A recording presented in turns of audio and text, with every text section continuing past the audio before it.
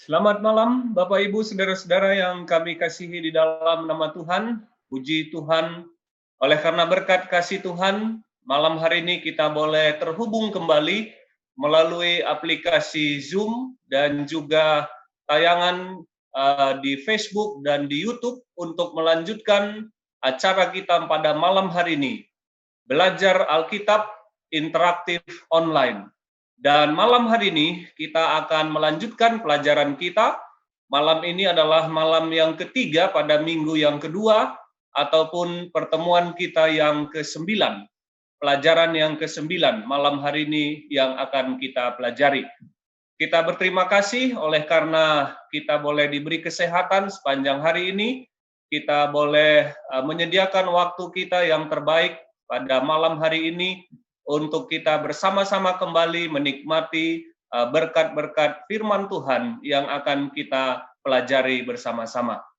Bapak Ibu Saudara yang dikasihi Tuhan, kami berharap Bapak Ibu dimanapun berada, boleh dalam keadaan baik dan sehat, jaringan yang menghubungkan kita juga boleh berjalan dengan lancar, dan cuaca juga boleh baik, tidak mengganggu jaringan-jaringan kita.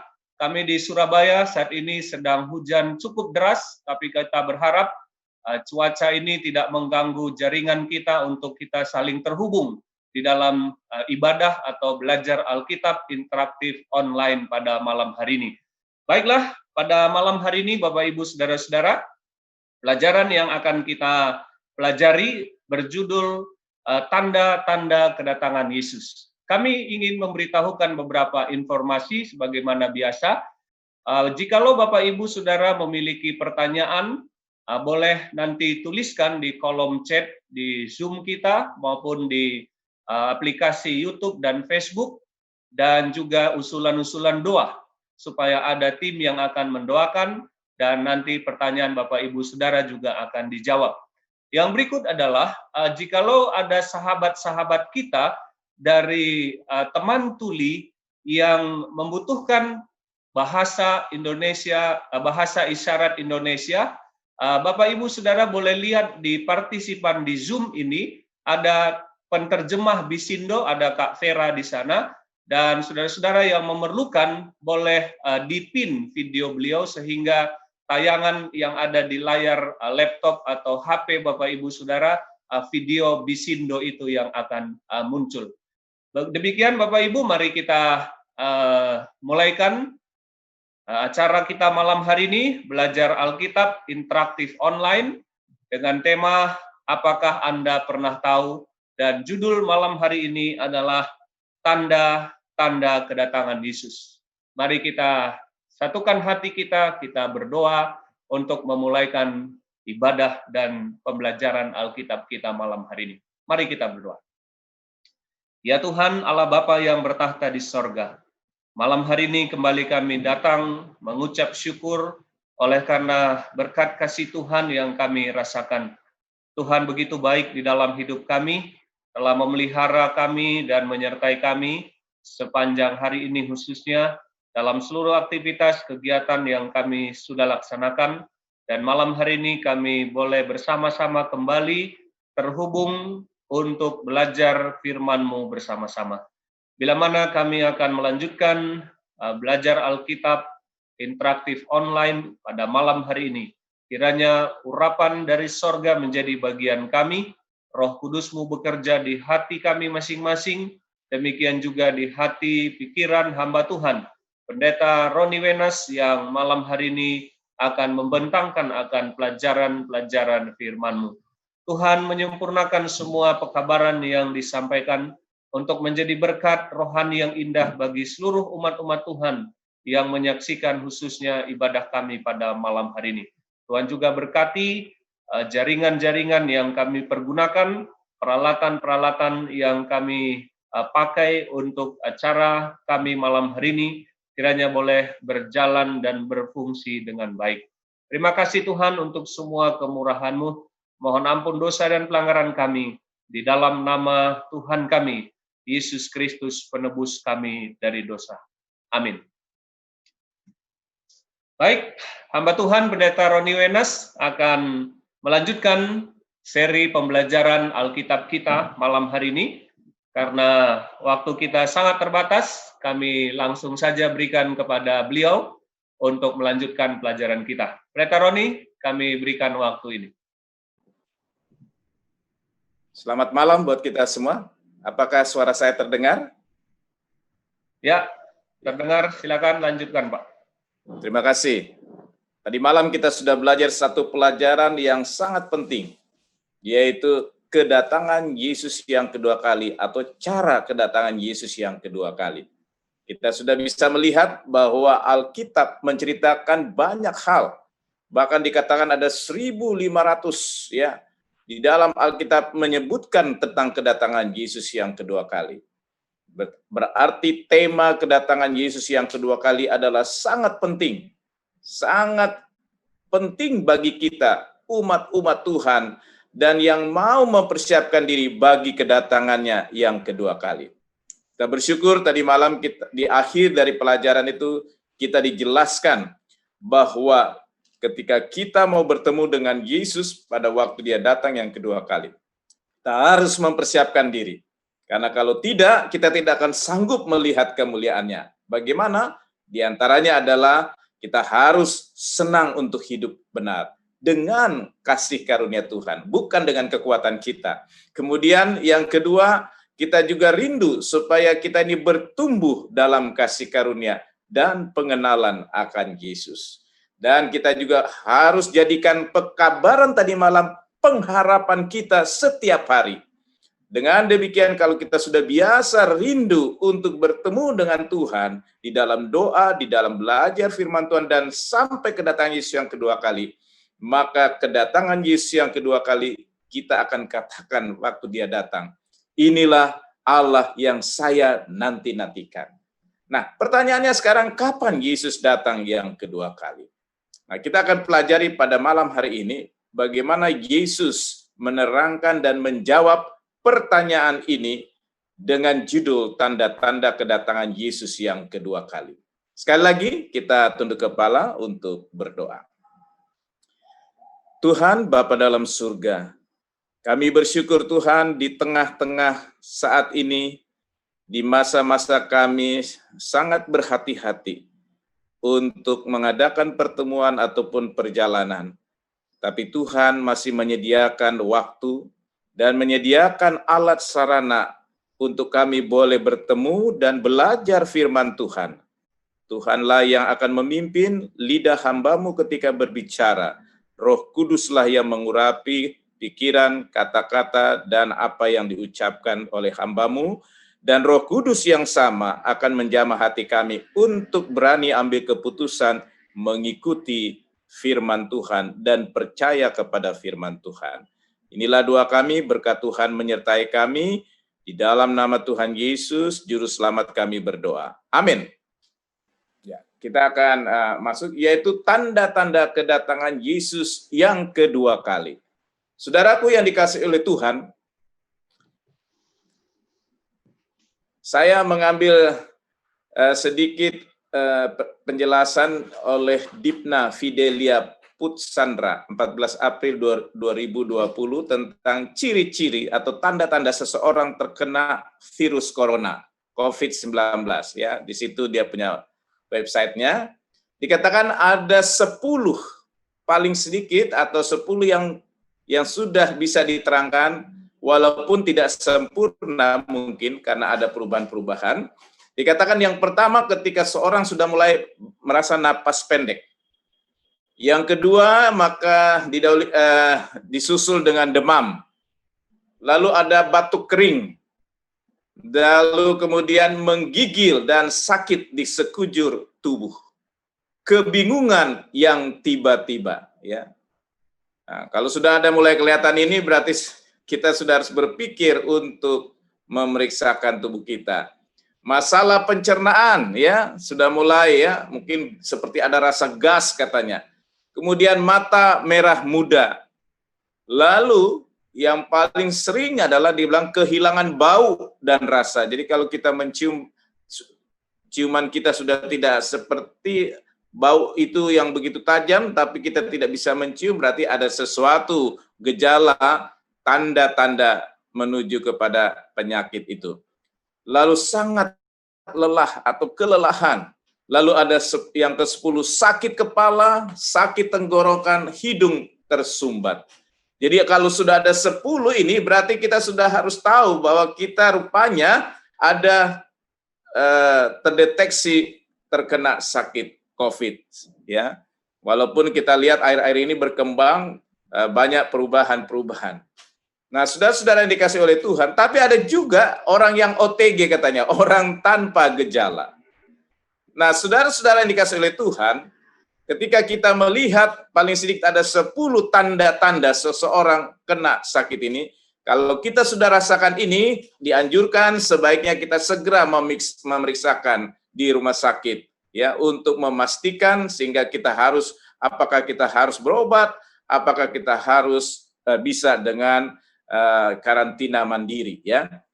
Baik, kita akan lihat Yesus pada waktu itu bersama dengan murid-muridnya membawa ke satu tempat tinggi lalu melihat, yaitu kota Yerusalem. Pada waktu melihat, lalu di situ ada Ka'bah. Dan Ka'bah itu begitu indah, karena pada waktu Yesus datang mengajak murid-muridnya ke atas bukit itu, maka dikatakan ada sinar matahari yang menerangi Ka'bah atau bait suci dari Yerusalem itu. Dan pada waktu dilihat, cahaya itu menyentuh lapisan-lapisan emas, dan memang waktu itu dibangun begitu megah, banyak lapisan emas. Dan ini menjadi kebanggaan bagi orang-orang Israel atau orang Yahudi di zaman Yesus hidup itu. Dan bahkan termasuk murid-muridnya sangat mengagumkan itu. Lalu Yesus mengatakan bahwa ini akan dihancurkan. Dan ketika Yesus mengatakan demikian, maka murid-muridnya penasaran, lalu bertanya kepada dia, "Tuhan, kapan itu terjadi?" Ya, dan yang kedua, mereka juga bertanya dalam saat yang sama, yaitu pertanyaan, kapan Yesus menyatakan kerajaannya dan apa tanda-tandanya. Baik, kita lihat. Dikatakan dalam Matius 24 ayat 3, "Katakanlah kepada kami, bila manakah itu akan terjadi? Dan apakah tanda kedatanganmu dan tanda kesudahan dunia?" Matius 24 adalah dialog antara Yesus dan murid-muridnya, dan Yesus menjelaskan kepada mereka. Karena murid-muridnya ini mempunyai satu keingintahuan. Kapan Yerusalem ini yang Yesus katakan tidak akan bertahan. Dan saat yang sama mereka juga penasaran, kapan kedatanganmu itu dan tanda kesudahan dunia dan juga apa tanda-tandanya. Ya. Di dalam Matius 24 Yesus memberikan lebih dari 20 tanda kedatangannya. Saudara, ini bukan ayat 24 tapi Matius pasal 24. Dia memberikan lebih dari 20 tanda kedatangannya. Tapi malam ini kita tidak akan bahas sampai 20, ya, kita akan bahas hanya 10. Tadi kita bahas tanda-tanda orang terkena COVID-10, kita mungkin bahas juga hanya 10. Karena waktu kita terbatas. Oke. Yang pertama, Yesus menjelaskan ada tanda-tanda di bidang keagamaan. Bahan ini saya ambil sebagian dari khotbah atau KKR dari Pendeta Mark Finley, yang bahannya waktu itu diberikan di tahun 2006. Dan di sini ada gambar-gambar, dikatakan Mesias-Mesias palsu dan nabi-nabi palsu muncul, ya, di dalam nubuatan Yesus. Ya, dikatakan Matius 24 ayatnya yang ke-24, sebab Mesias-Mesias palsu dan nabi-nabi palsu akan muncul dan mereka akan mengadakan tanda-tanda yang dahsyat dan mujizat-mujizat. Jadi menjelang Yesus datang yang kedua kali, ada Mesias-Mesias palsu dan nabi-nabi palsu akan muncul. Dan mereka akan mengadakan tanda-tanda yang dahsyat dan mujizat-mujizat. Jadi mujizat ataupun tanda-tanda yang dahsyat harus hati-hati. Murid-muridnya diingatkan pada waktu lalu, juga itu diingatkan kepada kita saat ini. Ya, beberapa contoh sudah ada, ya, dikatakan di sini ada pengikut Jim Jones, ya, Kemudian ada mereka akhirnya mengalami kematian gaib, ya. Kemudian ada pengikut David Koresh, dia seorang yang berkarisma di Amerika waktu lalu, ya. Dan ini di Waco, Texas, mereka bunuh diri, ya. Ya mereka melawan tentara Amerika, akhirnya mereka diserang, ya. Kemudian Soko Asahara, ya, sekte ini juga melakukan yaitu bunuh diri, ya. Jadi ada banyak orang-orang yang berkarisma mengajarkan seolah-olah mereka ini seperti nabi yang memberikan pengharapan kepada umat-umat manusia, ternyata ujungnya menuju maut. Yesus sudah mengamarkan menjelang dia datang yang kedua kali akan muncul guru-guru palsu dan nabi-nabi palsu. Ya. Saudara, dikatakan menurut website www.cultclinic.org ada 5 hingga 7 juta orang Amerika terlibat dalam ilmu gaib atau kelompok-kelompok klinik. Jadi akan muncul sesuatu yang di luar akal, yaitu ilmu gaib, dan ini disukai, ya, bukan oleh orang-orang tradisional. Orang-orang di Amerika sendiri menyukai ini. Ya, dikatakan menurut data 5 hingga 7 juta orang Amerika terlibat dalam ilmu gaib atau kelompok-kelompok klinik. Padahal Alkitab sudah mengajarkan, ya. Hati-hati, Alkitab sudah mengajarkan di dalam Yesaya 8 ayat 19. Dan apabila orang berkata kepada kamu, mintalah petunjuk kepada arwah atau roh-roh peramal yang berbisik-bisik dan komat kamit, maka jawablah, bukankah suatu bangsa patut meminta petunjuk kepada Allahnya? Atau haruskah mereka meminta petunjuk kepada orang-orang mati bagi orang-orang hidup? Jadi saudara-saudara, kalau ada orang yang mengajak kita minta petunjuk kepada orang-orang mati, atau kepada peramal-peramal, atau yang suka komat kamit berbisik-bisik, jangan. Karena ini sudah dinubuatkan, hati-hati. Menjelang Yesus datang yang kedua kali, setan akan bekerja keras, menimbulkan sesuatu yang kelihatannya gaib, ajaib. Padahal menurut firman Tuhan, kalau kita mau minta petunjuk, mintalah petunjuk kepada Allah. Itulah sebabnya setiap malam kita belajar firman Tuhan. Setiap malam kita mengikuti, yaitu satu pelajaran yang membuka pikiran kita. Oh, rupanya kita tidak patut meminta petunjuk kepada orang mati, ya, atau arwah-arwah, ya, yang sering dikenal arwah-arwah, yang sebenarnya menurut Alkitab tidak ada itu, ya. Yang benar adalah bahwa kita harus minta petunjuk kepada Allah, bukan kepada yang tadi dimaksud. Kemudian ciri yang kedua, tanda dalam dunia politik, ya, perang, ya, perang sedang terjadi, ya. Dan kalau kita baca dikatakan kamu akan mendengar deru perang atau kabar-kabar tentang perang. Jadi perang yang dimaksud ini bukan harus terjadi peperangan, dikatakan kabar-kabar tentang perang, ya. Kita lihat di sini dikatakan Yesus meramalkan sebelum akhir zaman akan ada konflik internasional dalam skala global. Jadi firman Tuhan sudah mengamarkan, hei umatku, perhatikan bahwa menjelang Yesus datang yang kedua kali atau sebelum akhir zaman itu akan ada konflik internasional dalam skala global. Memang kita sudah tahu dunia ini pernah terjadi perang dunia pertama, perang dunia kedua, dan kelihatannya selesai, lalu ada PBB. Tapi itu tidak selesai, ya. Dikatakan sebab bangsa akan bangkit melawan bangsa dan kerajaan melawan kerajaan.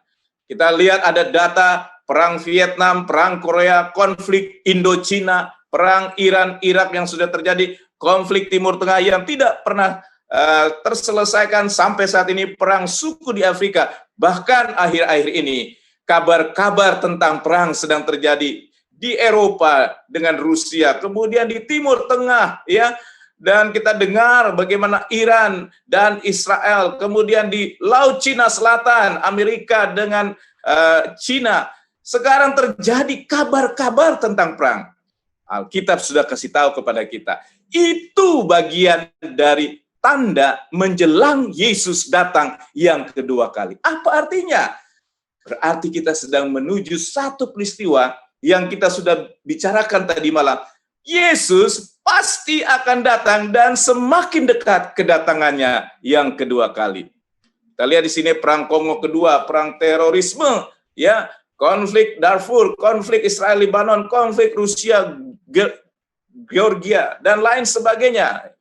Itulah tanda kedatangan Yesus yang kedua kali. Kemudian tanda yang berikut, hati manusia dipenuhi dengan ketakutan, berbagai macam ketakutan. Ya, karena ada hal-hal yang membuat manusia, apakah yang akan terjadi besok? Ya, apa yang akan terjadi? Ya, dan kita lihat dikatakan dalam Lukas 21 ayat 26, orang akan mati ketakutan karena kecemasan berhubung dengan segala apa yang menimpa bumi ini. Sebab kuasa-kuasa langit akan goncang. Ya.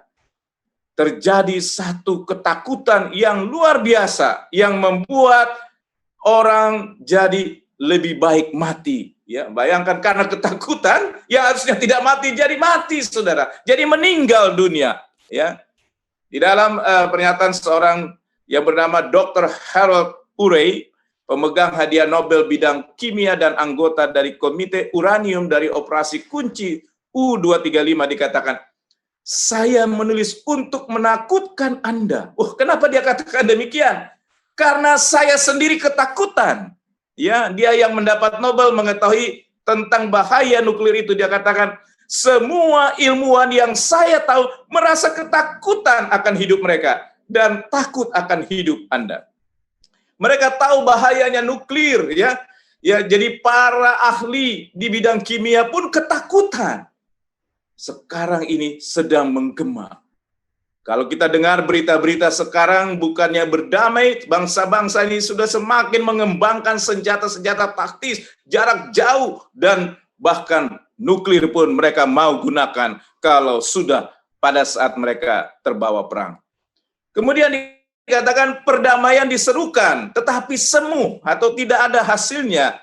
Di dalam 1 Tesalonika 5 ayat 3 dikatakan, apabila mereka mengatakan semuanya damai dan aman, maka tiba-tiba mereka ditimpa oleh kebinasaan. Mereka pasti tidak akan luput. Saudaraku yang dikasihi oleh Tuhan, dunia ini tidak akan menjadi lebih aman, ya. Kelihatannya ada usaha untuk berdamai. Memang Yesus katakan berbahagialah orang yang mengusahakan damai, betul. Tetapi keadaan bangsa dengan bangsa ini tidak akan berdamai. Semuanya damai dan aman. Tiba-tiba mereka ditimpa oleh kebinasaan. Tuhan sudah beritahukan kepada kita. Dan itu jangan mengagetkan kita. Yang kelihatan juga yang tanda yang kelima, bencana alam. Ya, gempa bumi terus terjadi di berbagai tempat. Ya, saudara pasti sudah dengar ya. Tsunami sering terjadi mengikuti gempa bumi.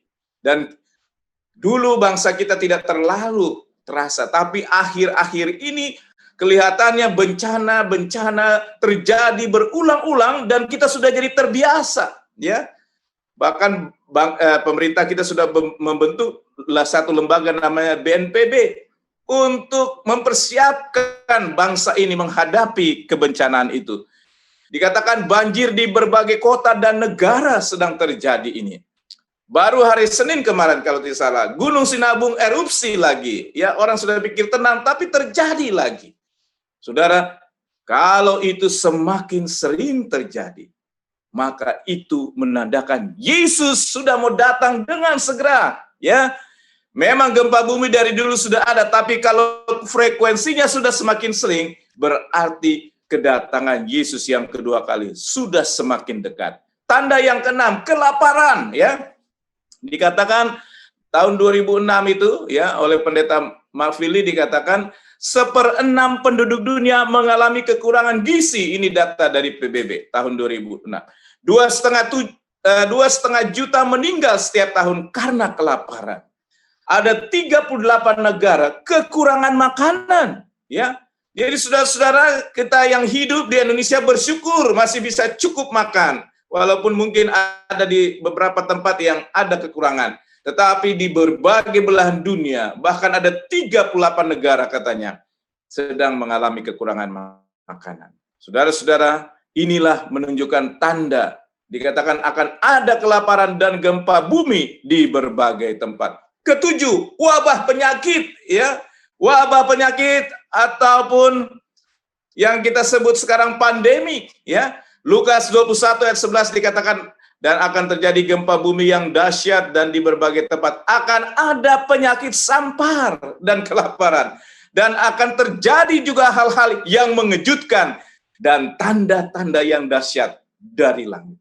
Saudara, ini sedang terjadi, ya. Penyakit sampar itu menggambarkan yaitu wabah yang sedang terjadi, dan ini kita sedang hadapi sudah hampir 5 bulan, ya. Kita sedang hadapi dan kita tidak tahu kapan ini selesai, dan kita tidak tahu apa yang terjadi kemudian. Tetapi kita tahu Alkitab sudah menjelaskan kalau ini terjadi berarti Yesus sudah mau datang yang kedua kali. Kita sudah belajar tadi malam, bagi umat Tuhan kedatangan Yesus yang kedua kali adalah pengharapan yang dinanti-nantikan. Jadi kalau semakin ini Tuhan izinkan terjadi, berarti kita harus semakin siap. Itulah sebabnya kita belajar firman Tuhan dari malam ke malam, supaya kita diingatkan kembali, disadarkan bahwa Yesus sudah mau datang dengan segera. Ya, munculnya COVID, ya, dikatakan pandemi sekarang ini belum ditemukan obatnya atau vaksinnya. Sudah banyak yang terinfeksi dan meninggal dunia. Ya, menurut data 10 Agustus dikatakan dalam berita kompas.com yang tertular di dunia sudah mencapai 20 jutaan, ya. 20.5.383 kasus virus corona yang dikonfirmasi di dunia sejauh ini, ya. Kemudian yang meninggal sudah 733.288 orang meninggal dunia. Luar biasa, saudara. Ini bukan meninggal yang biasa ini. Ini sampai 700.000 di seluruh dunia dalam tempo hanya 4-5 bulan ini. Kemudian 12.800.000 sekian dinyatakan sembuh. Jadi kita sedang menghadapi satu wabah yang sudah dibuatkan oleh Alkitab. Dan ini terjadi oleh karena Yesus sudah mau datang dengan segera. Dan kalau Tuhan izinkan ini sudah membuka mata kita, kita sudah di penghujung dunia. Kalau kita baca Daniel 2, kita sudah di ujung kaki itu. Kita tinggal menunggu kerajaan batu, supaya kita bangkit untuk hidup di dalam kerohanian yang benar. Kemudian tanda-tanda dalam masyarakat atau sosial masyarakat, apa yang terjadi? 8. Menurunnya moral, ya. Menurunnya moral, ya. Dikatakan di dalam peristiwa waktu itu di air bah, dikatakan sebab sebagaimana halnya pada zaman Nuh, demikian pula halnya kelak pada kedatangan Anak Manusia, ya.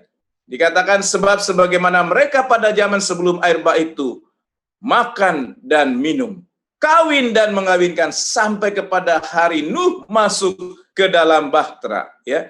Jadi pada saat menjelang Nuh akan masuk ke dalam bahtera, Nuh sudah berkhotbah untuk dunia ini akan dibinasakan oleh air bah.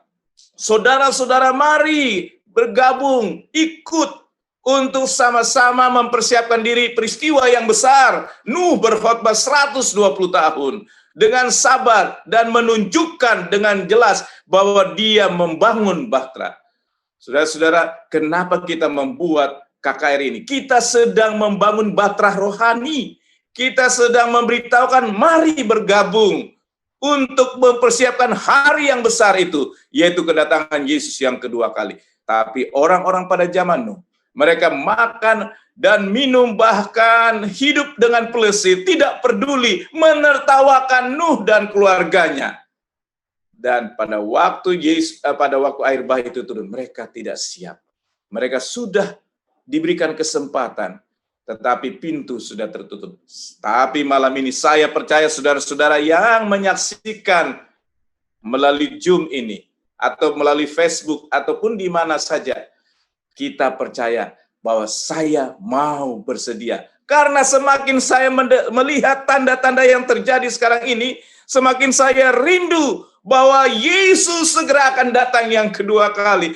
Saya tidak mau ketinggalan. Saya tidak mau seperti orang-orang yang mengatakan bahwa timpalah aku tidak sanggup melihat kemuliaan Allah. Tapi saya akan bergabung bersama-sama dengan umat yang mengatakan, inilah Tuhan yang saya nanti-nantikan. Inilah saatnya ketika tanda-tanda itu semakin hari semakin digenapi, kita harus bersedia. Dan kemudian kita lihat, ya, dikatakan keadaan masyarakat di dalam 2 Timotius 3 ayat 1 sampai 5, ketahuilah bahwa pada hari-hari terakhir akan datang masa yang sukar. Manusia akan mencintai dirinya sendiri dan menjadi hamba uang. Saudara, saya baca beberapa kali peristiwa dikatakan ada orang membunuh hanya uang 10.000, dia membunuh keluarganya. Ada hanya masalah kecil, membunuh. Orang begitu mencintai dirinya menjadi hamba uang. Mereka akan membual dan menyombongkan diri. Mereka akan menjadi penfitnah. Ya, jadi senang menfitnah orang lain, senang membuat hoax, ya, berita-berita hoax untuk membuat orang lain menderita. Mereka berontak terhadap orang tua. Jadi beberapa kelompok sudah mulai ataupun anak-anak mulai melawan orang tua dan tidak tahu berterima kasih, tidak mempedulikan agama. Tapi saya bersyukur malam ini saudara yang hadir bukanlah kelompok yang ini. Saudara adalah kelompok yang rindu memperhatikan agama, yaitu firman Tuhan yang kita pelajari dari malam ke malam. Tidak tahu mengasihi, tidak mau berdamai, ya. Kalau ini dendam, ya, suka menjelekkan orang, ya. Tidak dapat mengekang diri, garang, tidak suka yang baik. Saudara, ini yang harus, kalaupun ada sama diri kita, kita harus kalahkan.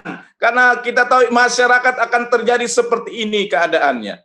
Kemudian suka mengkhianat, tidak berpikir panjang, berlagak tahu, lebih menuruti hawa nafsu daripada menuruti Allah. Ini keadaan yang akan terjadi masyarakat itu. Karena setan sedang datang dalam geramnya dahsyat. Dia sedang menipu manusia. Dia mengajak manusia kepada cinta diri. Akhirnya inilah karakter yang muncul itu. Ya, secara lahiriah mereka menjalankan ibadah mereka, tetapi pada hakikatnya mereka memungkiri kekuatannya. Jadi saudara-saudara kelihatan seperti orang yang suka beribadah, tetapi mereka tidak mengartikan ibadah itu untuk membentuk karakter yang baik. Justru sering ibadah itu membuat mereka jadi sombong, bahkan membuat sesuatu yang berbuat tidak baik. Saudara-saudara, kita tidak akan menuduh orang-orang, tetapi keadaan masyarakat akan seperti ini. Bisa saja terjadi kepada kita kalau kita tidak betul-betul mengikuti firman Tuhan. Kalau kita tidak betul-betul mengharap kasih karunia Allah, kita bisa terbawa dalam situasi ini. Kita bisa masuk dalam situasi yang seperti ini. Tetapi firman Tuhan katakan, jauhilah mereka itu. Artinya, jauhilah perbuatan-perbuatan seperti itu. Karena kita punya pengharapan. Mau menjemput Yesus yang segera datang yang kedua kali. Karena tanda-tandanya sudah semakin kelihatan, semakin nyata. Walaupun ayat ini sudah ditulis dari ribuan tahun yang lalu, tapi bukan berarti ini kita anggap seperti biasa, karena semakin hari semakin dijelaskan lebih terang kepada kita yang hidup di zaman ini, yang tahu bahwa Yesus akan segera datang yang kedua kali. Yang berikut, yang ke-9, kesulitan ekonomi terjadi. Ya, dalam Yakobus 5 ayat 1 sampai 5 dikatakan, jadi sekarang hai kamu orang-orang kaya, menangislah dan merataplah atas sengsara yang akan menimpa kamu. Kekayaanmu sudah busuk, dan pakaianmu telah dimakan ngengat. Emas dan perakmu sudah berkarat, dan karatnya akan menjadi kesaksian terhadap kamu, dan akan memakan dagingmu seperti api. Kamu telah mengumpulkan harta pada hari-hari yang sedang berakhir. Sesungguhnya telah terdengar teriakan besar karena upah yang kamu tahan dari buruh yang telah menuai hasil ladangmu, dan telah sampai ke telinga Tuhan semesta alam keluhan mereka yang menyabit panenmu. Dalam kemewahan kamu telah hidup berfoya-foya di bumi.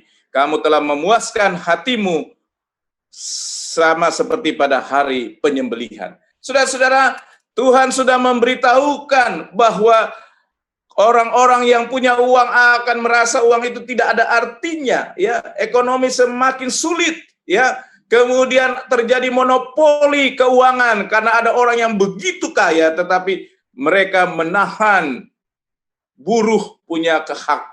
Jadi ini yang terjadi, ya. Dan itu sudah dikasih tahu kalau ini semakin terjadi berarti Yesus sudah sangat dekat datang. Saudara yang dikasihi oleh Tuhan, 9 yang kita pelajari tadi, kebanyakan adalah tanda-tanda yang bersifat negatif. Kebanyakan itu tanda-tanda yang menyakitkan, mengecewakan keadaannya. Yang terjadi gempa bumi, bencana, wabah, penyakit, kemudian masyarakat yang kacau balau. Kebanyakan dari 9 tanda-tanda yang kita bahas tadi adalah yang negatif sifatnya. Tapi tanda yang ke-10 ini, saya mau kasih tahu, ini adalah tanda kedatangan Yesus yang kedua kali yang bersifat positif. Dan ada 2 yang bersifat positif di dalam Alkitab yang saya baca dan pelajari. Yaitu tanda kedatangan Yesus yang ke-10 adalah bersifat 2 tanda positif. Daniel 12 ayat 4 dikatakan, tetapi engkau Daniel sembunyikanlah segala firman itu dan meteraikanlah kitab itu sampai pada akhir zaman. Banyak orang akan menyelidikinya dan pengetahuan akan bertambah. Saudara, kita bersyukur di tengah-tengah tanda negatif ada tanda positif yang ke-10, yaitu banyak orang yang akan menyelidiki firman Tuhan. Di satu sisi banyak orang yang tidak suka kepada ibadah yang benar. Di satu sisi banyak orang yang melanggar firman Tuhan. Tapi banyak juga yang haus mau mencari akan kebenaran firman Tuhan dan mempersiapkan diri bagi kedatangan Yesus yang kedua kali. Saudara-saudara yang dikasihi oleh Tuhan, saya bersyukur setiap malam saudara hadir. Saudara adalah kelompok yang ini, yang mau menyelidiki dan akhirnya pengetahuan akan bertambah. Kemudian Daniel 12:4 ini juga menjelaskan bahwa pengetahuan akan terus bertambah, ya. Informasi pengetahuan semakin ditemukan, ya. Kita bersyukur walaupun pandemik ini kita bisa bertemu, ya, kita bisa melihat dari muka ke muka walaupun jarak jauh oleh karena teknologi yang luar biasa. Jadi Tuhan mengizinkan teknologi ini maju untuk membuka kesempatan bagi orang-orang menyelidiki Alkitab. Bagi saudara-saudara walaupun kita tidak bisa bertemu langsung, tapi bisa belajar firman Tuhan. Ini adalah tanda yang positif. Pengetahuan akan bertambah. Ya, kita bersyukur walaupun ada kendala, ada teknologi yang menolong kita, Tuhan kasih kesempatan ini untuk kita lebih menyelidiki firman Tuhan. Kemudian tanda positif yang kedua, Matius 24 ayat 14, dan Injil kerajaan ini akan diberitakan di seluruh dunia, menjadi kesaksian bagi semua bangsa. Sesudah itu, barulah tiba kesudahannya. Saudara, tanda positif yang kedua yang firman Tuhan sampaikan menjelang Yesus datang yang kedua kali yaitu, Injil kerajaan ini harus disampaikan ke seluruh dunia. Ya, menjadi kesaksian bagi semua bangsa. Sesudah itu barulah tiba kesudahannya. Itulah sebabnya panitia ini membuat ini satu kesempatan untuk Injil kerajaan ini harus diberitakan di seluruh dunia. Tidak boleh ditahan-tahan. Dan itu diserahkan kepada pilihan bagi mereka yang mau menerimanya. Karena Injil ini harus sampai ke seluruh dunia, ya. Kemudian dalam Wahyu 14 ayat 6 dan 7 dikatakan, dan aku melihat seorang malaikat lain terbang di tengah-tengah langit, dan padanya ada Injil yang kekal untuk diberitakannya kepada mereka yang diam di atas bumi, dan kepada semua bangsa dengan suku dan bahasa dan kaum. Dan ia berseru dengan suara nyaring, takutlah akan Allah dan muliakanlah Dia, karena telah tiba saat penghakimannya, dan sembahlah Dia yang telah menjadikan langit dan bumi dan laut dan semua mata air. Saudara-saudara yang dikasihi oleh Tuhan, Firman Tuhan mengatakan dalam Wahyu 14, yaitu dia melihat ada malaikat yang terbang di tengah-tengah langit. Bikin apa malaikat itu? Malaikat ini menggambarkan, saudara, ini adalah pekerjaan di mana seorang yang disebut, karena malaikat itu dari bahasa aslinya angelos, yang artinya the messenger of God. Itu artinya juga saudara dan saya ketika sudah dengar firman Tuhan ingin sampaikan. Kenapa di atas langit? Supaya semua orang melihat. Dan apa yang disampaikan? Injil yang kekal. Injil yang membawa kepada kehidupan yang kekal. Saudara, yang kita beritakan dari malam ke malam ini bukan Injil yang sifatnya sementara. Yang hanya menjelaskan tentang, oh kita akan diselamatkan. Kita sudah terima Yesus. Kita akan diubahkan karakter kita pada saat di dunia ini. Tapi Injil yang kekal mengingatkan kita bahwa kita akan sampai kepada hidup yang kekal. Yang berfokus kepada kedatangan Yesus yang kedua kali. Kemudian dikatakan ia berseru dengan suara nyaring. Artinya tidak ditahan-tahan lagi. Inilah saatnya firman kebenaran Tuhan ini disampaikan dengan jelas dan nyata. Dan kita bersyukur peralatan teknologi ini, media sosial ini sangat menolong. Karena kita tahu bahwa waktu kedatangan Yesus yang kedua kali sudah semakin dekat. Saudara, setelah kita belajar bagaimana 10 tanda kedatangan Yesus yang kedua kali, 9 tandanya bersifat negatif, tapi ada 1 tanda yang kita lihat yang positif. Pengetahuan akan bertambah. Banyak orang akan menyelidiki. Dan tanda positif yang kedua, Injil kerajaan ini harus sampai ke seluruh dunia. Maka kita bersyukur ketika kita lihat semuanya ini. Tuhan Yesus sudah sangat dekat datang. Sudah hampir datang. Dan inilah pelajaran dari pohon ara dikatakan. Matius 24 ayat 32 dan 33. Tariklah pelajaran dari perumpamaan tentang pohon ara. Apabila ranting-rantingnya melembut dan mulai bertunas, kamu tahu bahwa musim panas sudah dekat. Demikian juga, jika kamu melihat semuanya ini, ketahuilah bahwa waktunya sudah dekat. Sudah di ambang pintu. Saudaraku yang dikasihi oleh Tuhan, Yesus mengatakan bahwa dia tidak memberitahukan hari H kedatangannya. Tapi dia katakan tanda-tandanya. Lalu dia katakan satu pelajaran. Kamu lihat pohon ara, kalau ranting-rantingnya melembut, ya, mulai bertunas, berarti musim panas sudah dekat. Demikian kalau kita melihat tanda-tanda yang tadi, 9 tanda yang negatif itu tambah tanda yang ke-10, berarti waktunya sudah semakin dekat. Sudah di ambang pintu, Yesus sudah mau datang segera. Saya bersyukur karena kita diingatkan selalu bahwa Yesus pasti datang. Dan tanda-tanda itu semakin hari semakin terang dan semakin menyatakan sudah dekat bahwa dia akan segera datang yang kedua kali. Saudara-saudara yang dikasihi oleh Tuhan, malam ini malam yang penting buat kita. Kita sudah belajar beberapa kali tentang peristiwa yang penting tentang kedatangan Yesus. Dan kita sudah belajar malam ini bagaimana tanda-tandanya sudah semakin digenapi dan semakin terang buat kita. Malam ini ambillah keputusan. Tuhan, saya mau bersedia untuk kedatangan Yesus yang kedua kali. Saya mau hidup lebih baik.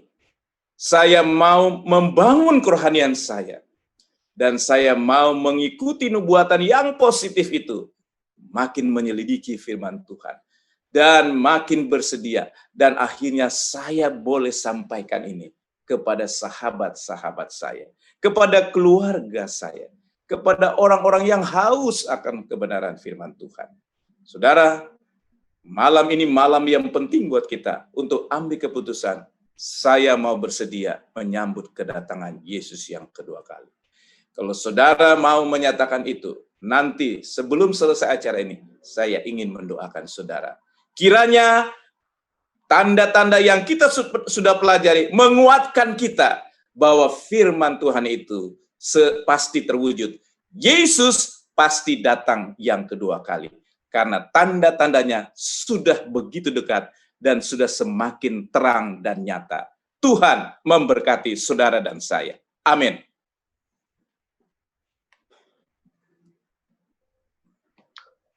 Puji Tuhan untuk pekabaran yang luar biasa malam hari ini, di mana kita sudah diberitahukan melalui firman Tuhan dan pembahasan malam hari ini, bahwa Tuhan telah menyatakan tanda-tanda kedatangannya yang kedua kali. Itu artinya, jika kita masih melihat dan menyaksikan tanda-tanda itu terjadi di sekitar kita, itu berarti kedatangan Kristus yang kedua kali itu pasti dan akan terjadi. Baik, Bapak Pendeta Roni Wenas, terima kasih untuk pekabaran yang indah malam hari ini. Saya melihat wajah-wajah pelajar-pelajar Alkitab, umat-umat Tuhan sangat antusias menyaksikan pelajaran malam hari ini.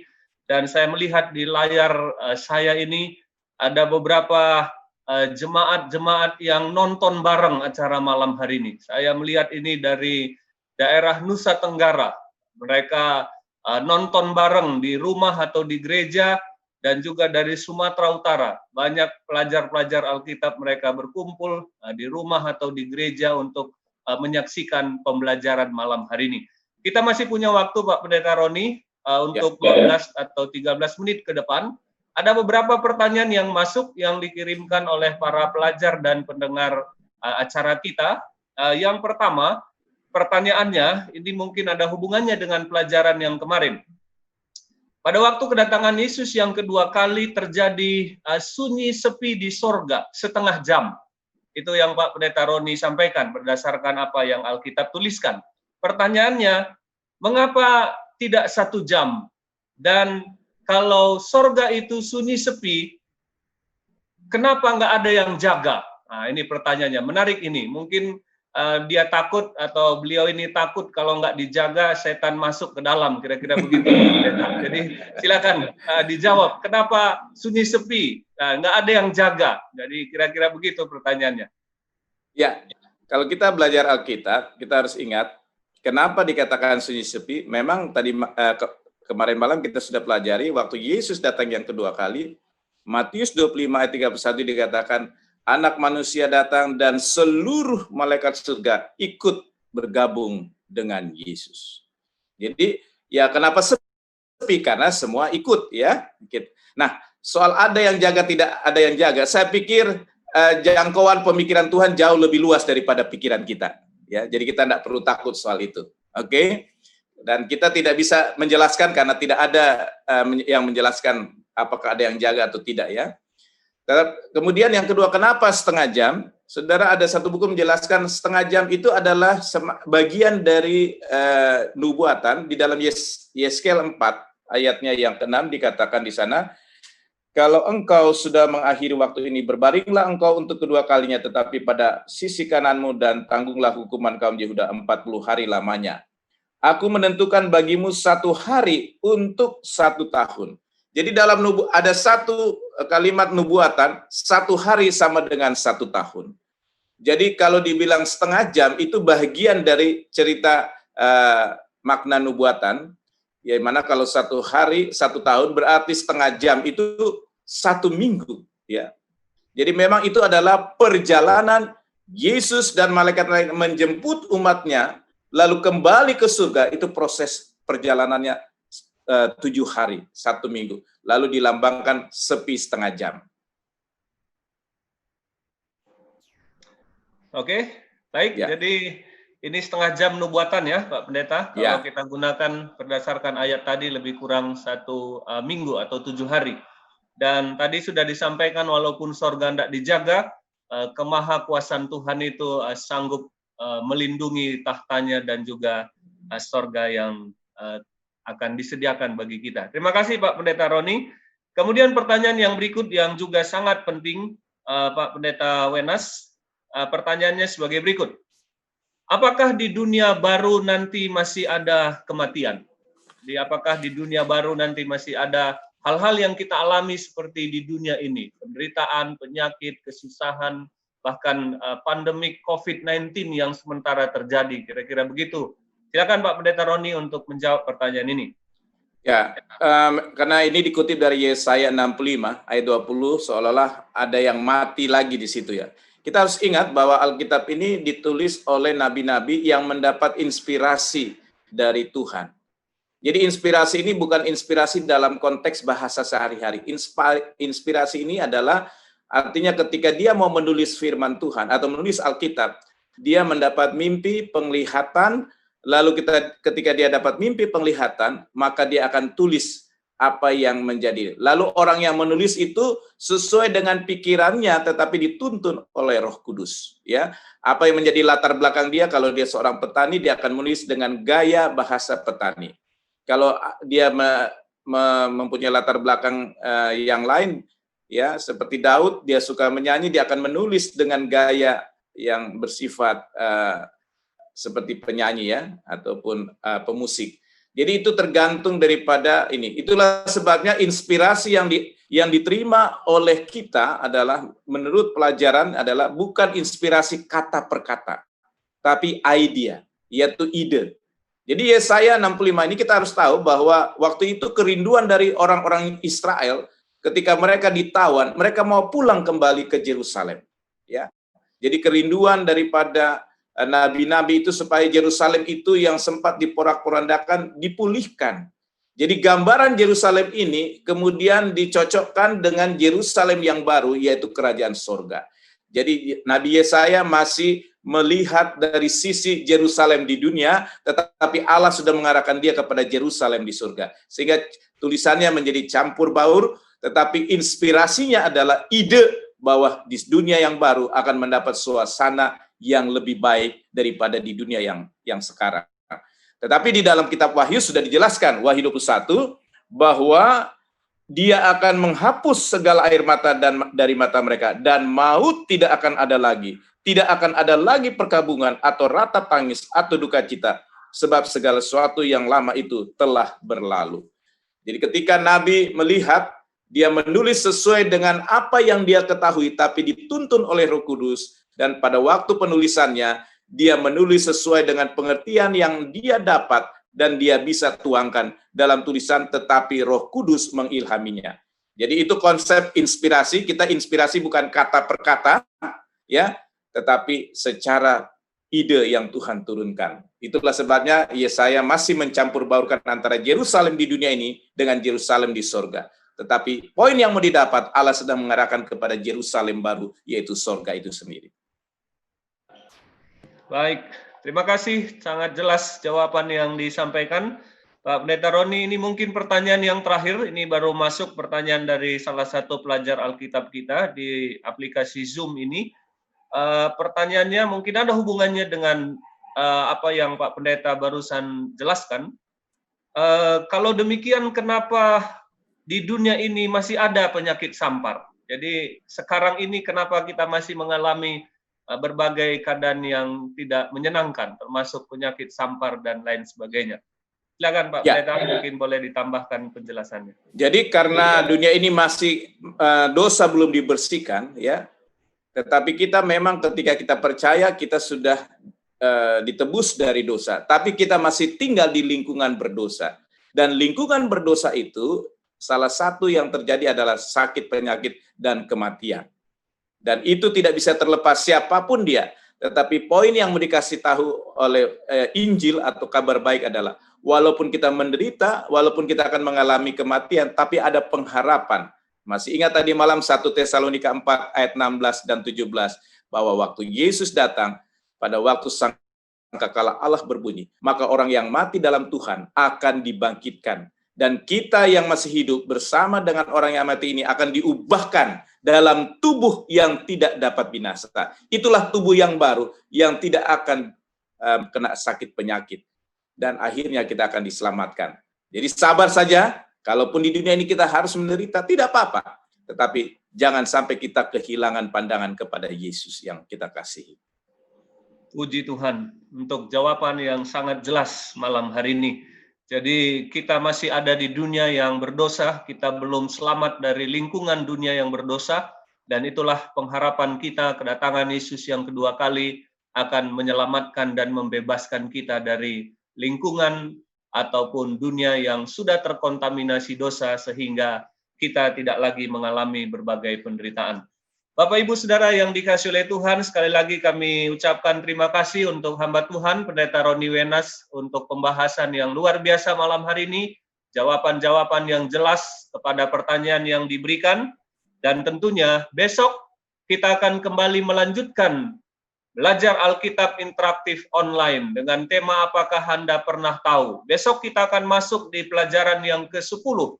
Pelajaran yang ke-10 yang berjudul Penghakiman, ataupun malam yang keempat pada minggu yang kedua ini. Kembali besok hamba Tuhan Pendeta Roni Wenas sepanjang minggu ini, beliau yang akan membawakan pelajaran. Itu sebabnya pastikan Bapak Ibu Saudara-saudara untuk mengatur waktunya besok. Selesaikan pekerjaan Bapak Ibu Saudara-saudara sebelum jam 7 waktu Indonesia Barat, sehingga persis pada jam 7 kurang sedikit kita sudah boleh bersiap-siap bergabung di aplikasi Zoom maupun yang dapat menyaksikan melalui tayangan YouTube dan juga Facebook yang disediakan. Kami undang Bapak Pendeta Roni Wenas untuk mengakhiri dengan doa, sekaligus doa berkat bagi kita semua yang telah mengikuti belajar Alkitab interaktif online pada malam hari ini. Kami persilakan Pak Pendeta. Bapa dalam surga, terima kasih kami sudah disegarkan kembali firman Tuhan yang memberitahukan kepada kami tanda-tanda kedatangan Yesus yang kedua kali. Memang menjelang Engkau datang akan ada tanda-tanda yang bersifat negatif, tapi kami bersyukur juga ada dua tanda positif yang bersifat positif. Biarlah kami bagian dari kelompok orang-orang yang belajar firman Tuhan dari malam ke malam ini adalah orang-orang yang rindu untuk menyambut kedatangan Yesus yang kedua kali. Dan percaya bahwa Yesus pasti datang yang kedua kali. Dan dengan anugerah Tuhan, dengan pertolongan Tuhan, kami boleh dikuatkan iman kami oleh firman-Mu, dan kami makin bersedia untuk menyambut kedatangan Yesus yang kedua kali. Dan bila mana Engkau datang yang kedua kali, tidak satu pun dari kami ketinggalan, melainkan boleh masuk dalam kerajaan surga yang Tuhan Yesus janjikan buat kami. Kiranya berkat Tuhan menyertai kami, dan biarlah Tuhan akan juga berikan kesehatan, kekuatan, dan perlindungan, dan besok kami akan ketemu kembali untuk belajar firman Tuhan. Berkat-Mu menyertai kami dengan berkat yang limpah, baik berkat badani maupun rohani. Dan biarlah kasih Allah Bapa, kasih karunia dalam Tuhan Yesus Kristus, serta persekutuan Roh-Mu yang kudus menyertai kami semua. Di dalam nama Tuhan Yesus kami berdoa. Amin. Amin. Sampai ketemu besok malam, Bapak Ibu Saudara-saudara, tetap jaga kesehatan, Tuhan memberkati kita semua. Amin.